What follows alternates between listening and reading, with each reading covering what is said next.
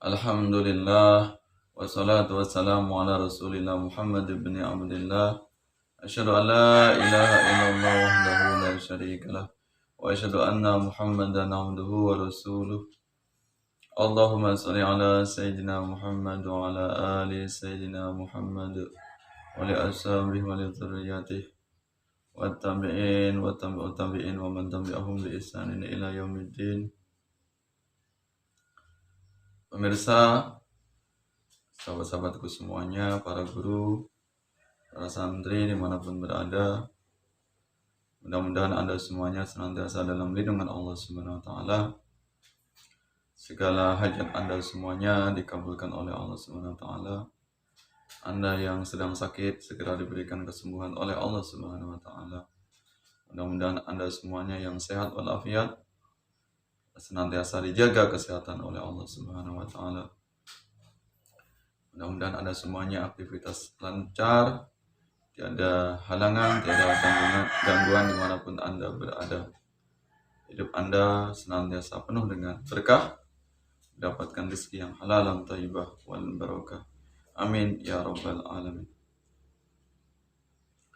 Pemirsa yang dirahmati Allah Subhanahu wa Ta'ala, pada kesempatan kali ini saya akan menguraikan tentang bagaimana tantangan orang kafir terhadap Al-Quran. Dalam sejarahnya, dalam banyak ayat Al-Quran, ternyata Al-Quran pernah menantang orang-orang kafir atau orang-orang yang ingkar kepada Al-Quran. Bahkan sampai hari ini, tidak ada satupun orang yang kafir atau orang yang ingkar terhadap ayat-ayat Al-Quran yang bisa membuat semacam atau semisal Al-Quran. Ya, sejak 14 abad yang lalu, Al-Quran sudah memberikan tantangan kepada siapa saja. Ya, baik itu manusia sendirian ataupun mungkin bekerja sama, satu kelompok membuat grup untuk membuat kata, kalam, atau kalimat, bahkan mungkin satu surat yang isinya, redaksinya miriplah dengan Al-Quran. Kenapa Al-Quran memberikan tantangan kepada orang kafir? Karena dalam sejarahnya juga Al-Quran ini mendapatkan kecaman atau hinaan dari orang-orang yang ingkar kepada Al-Quran. Ada dalam banyak ayat Al-Quran, misalnya tuduhan Al-Quran ini dituduh oleh orang kafir sebagai dongeng atau sihir atau syair-syair dari karya Nabi Muhammad SAW. Mereka tidak meyakini bahwasanya Al-Quran ini bersumber dari Allah. Mereka tidak yakin bahwasanya Al-Quran ini adalah wahyu Allah. Misalnya dalam Al-Quran ada redaksi qala asatirul awwalin. Ini hanyalah sekedar dongeng, kisah-kisah terdahulu atau kisah masa dahulu. Artinya mereka tidak percaya tentang kebenaran Al-Quran. Qalu in hadza illa sihrun mubin. Ini hanyalah sihir yang nyata. Jadi mereka menuduh bahwasanya Al-Quran ini adalah ilmu sihir.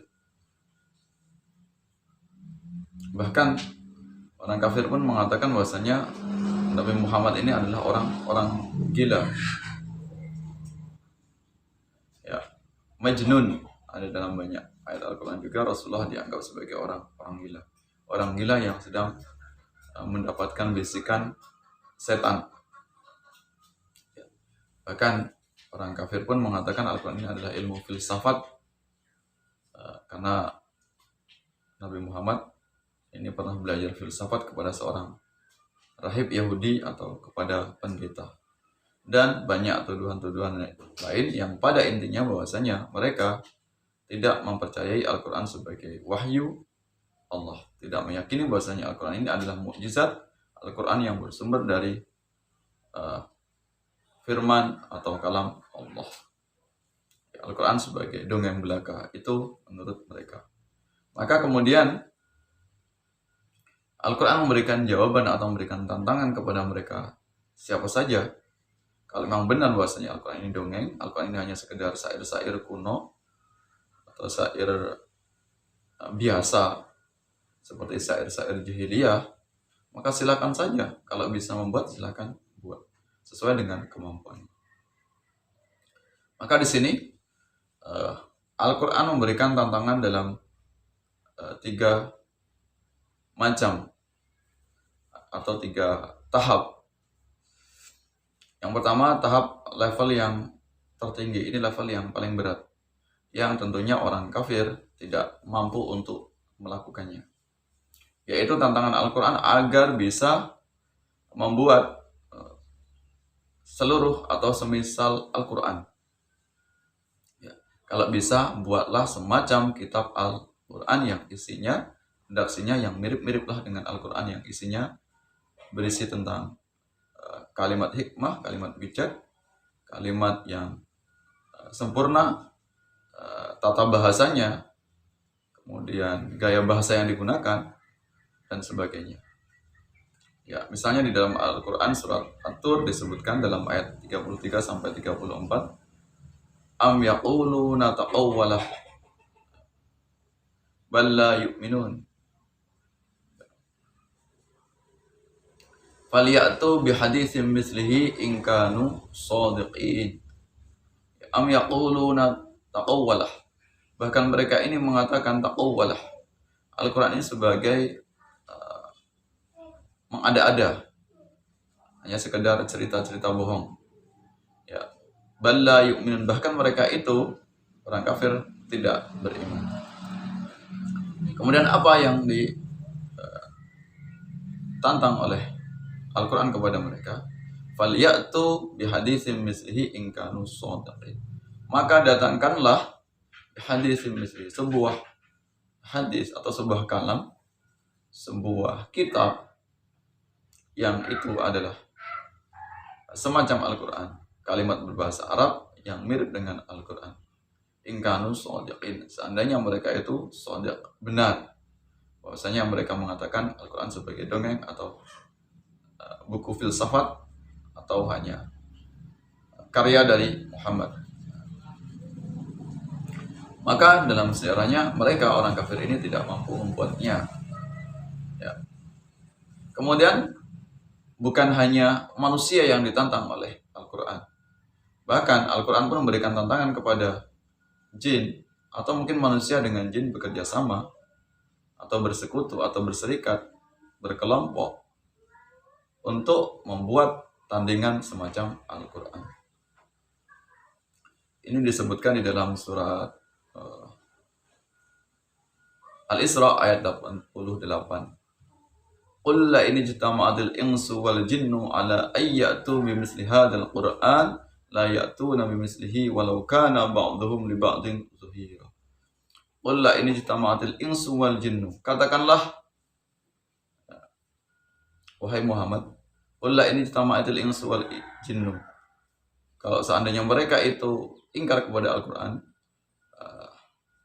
bersatulah atau berkelompoklah, buatlah semacam kelompok atau tim,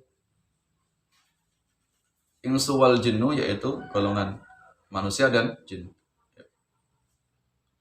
ala ayyatu bimithli hadzal Qur'an, untuk membuat semacam Al-Qur'an.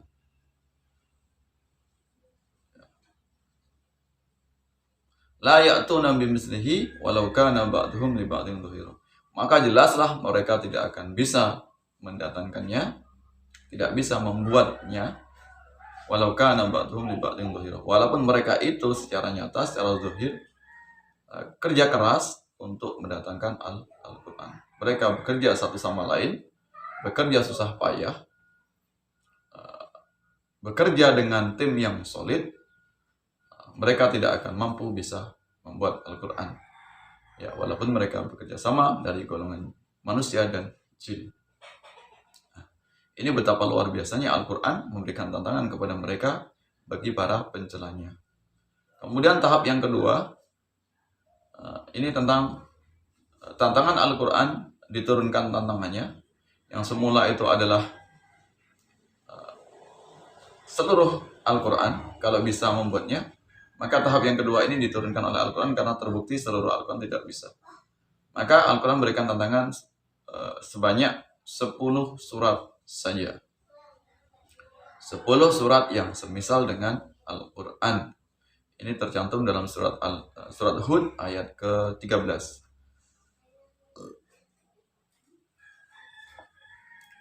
Bunyinya, am yaqulu naftarah qul fa'tu bi asyri suwarim mislihi muftariyat wad'u man istata'tum min dunillahi in kuntum shadiqin. Am yaqulu naftarah. Ya, bahkan mereka mengatakan Al-Quran ini adalah sesuatu yang mengada-ada. Am yaqulu naftarah. Ya, mereka mengatakan Al-Quran mengada-ada. Qul fa'tu bi asyri suwarim mislihi. Maka katakanlah wahai Muhammad kepada mereka, fa'tu bi asyri suwarim mislihi. Buatlah 10 surat semisal dengan Al-Quran. Muftarayatu yang mereka anggap itu sebagai mengada-ada. Suwarim mislihi muftarayatu. Wad'u man istata'tum. Kemudian ajaklah orang-orang yang mau, orang yang mampu, orang yang kuat, orang yang bisa berpikir keras bagaimana bisa membuat Al-Quran atau semacam tandingan Al-Quran. Wad'u man istata'tum min dunillahi in kuntum shadiqin. Selain dari Allah jika mereka adalah orang yang benar. Kalau mengatakan bahwasanya Al-Quran ini bukan dari Allah, buatlah manusia model apa saja yang kira-kira bisa membuat 10 surat semacam Al-Quran. Maka dalam rentang waktu tantangan ini ternyata tidak ada satupun orang kafir yang bisa membuat semacam Al-Quran meskipun hanya 10 surat saja.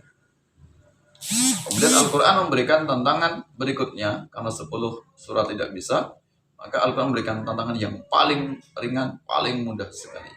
Yang kemungkinan bisa saja seandainya memang Al-Quran ini bukan dari Allah, bisa saja orang kafir Quraisy atau orang musyrik Makkah, orang jahiliyah bisa membuat Al-Quran. Maka tantangannya sangat ringan sekali. Itu tercantum contoh misalnya dalam surat Al-Baqarah ayat yang ke-23. Wa in kuntum fi raibim mimma nazzalna ala abdina fa'tu bi suratin mislihi wad'u syuhada'akum min dunillahi in kuntum shadiqin. Wa in kuntum fi raibim mimma nazzalna. Seandainya mereka itu ragu-ragu mimma nazzalnya terhadap apa yang telah kami turunkan ala abdina kepada hamba kami yaitu Muhammad sallallahu alaihi wasallam. Fa'tu bi suratin mislihi. Datangkanlah hanya 1 surat saja. Ya. Wad'u syuhada'akum, kemudian ajaklah saksi atau teman-teman kamu semuanya. Ya, sahabat-sahabat semuanya, tim-tim kamu semuanya, kawan kamu semuanya yang kira-kira mampu. Ya, syuhada'akum min dunillahi in kuntum shadiqin. Seandainya kamu adalah orang yang benar, kamu mengatakan bahwasanya Al-Quran adalah rekayasa, hanya buatan Muhammad. Sampai kemudian tahap yang terakhir ini, tahap yang ketiga ini, ternyata ada yang mencoba untuk membuat semacam Al-Quran 1 surat. Orang yang terkenal dianggap sebagai nabi palsu karena dia mencoba untuk membuat semacam Al-Quran, yaitu yang kita sebut sebagai Musailamah Al-Kadzab. Dia mendapat julukan Al-Kadzab, dia adalah pembohong atau pendusta. Karena mengaku mendapatkan ilham, mendapatkan wahyu dari Allah, mendapatkan wahyu dari Tuhannya, dia mendapatkan surat. Surat ini yang dikenal surat kodok atau surat kata, yang redaksinya sangat lucu sekali karena tidak pernah tersirat atau tidak ada dalam redaksinya itu yang mengandung kalimat hikmah, kalimat bijak, atau kalimat yang mengandung dimensi ketuhanan. Tidak mengandung firman, bahkan tidak mengandung apapun itu. Nah, ini jelaslah bahwasanya Al-Quran membuktikan kepada kita semuanya bahwasanya Al-Quran adalah wahyu Allah, kalam Allah, mukjizat teragung dari Nabi kita, Nabi Muhammad SAW, yang kekal sampai sekarang, 14 abad yang lalu, 1400 tahun yang lalu, yang senantiasa terjaga kemurniannya. Dia bukanlah buatan manusia, melainkan buatan dari Sang Pencipta, Allah Azza wa Jalla.